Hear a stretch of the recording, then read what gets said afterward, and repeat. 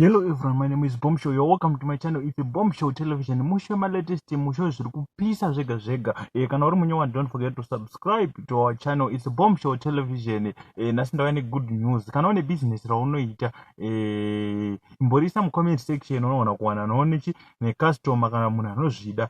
Kana une business raunoita ingoriudza mu comment section unoona kusanganochi nemhene. Tiri kuadvertise mahara, tine ka promotion sezvo takapinda 7000 ma subscribers. Guys, ndokubigai makapenga. Ndimi munoita tirambe tichiendera kumberi tichaga ma latest. So ndisinganyanyi kupedza nguva. Kana uri munyowani ndinokuchingamidza nemufaro. Don't forget to subscribe to our channel. Ndisinganyanyi kupedza nguva. Let's get into today's story, and don't forget to advertise your business with us. Number munozowana pa description ye channel kana kuti ndichadzisa mu comment section. Saka rega tipinde munyaya yanhasi.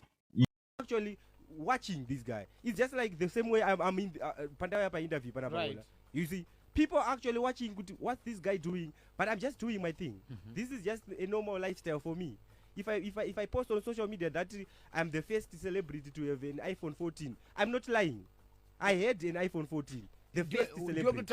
Dindakatanga. Ollah. With the iPhone 14? Yes. But I don't want to vara on social media. I this vara and this right. I'm being real. I'm the first celebrity in Zimbabwe to actually drive and own a Maserati.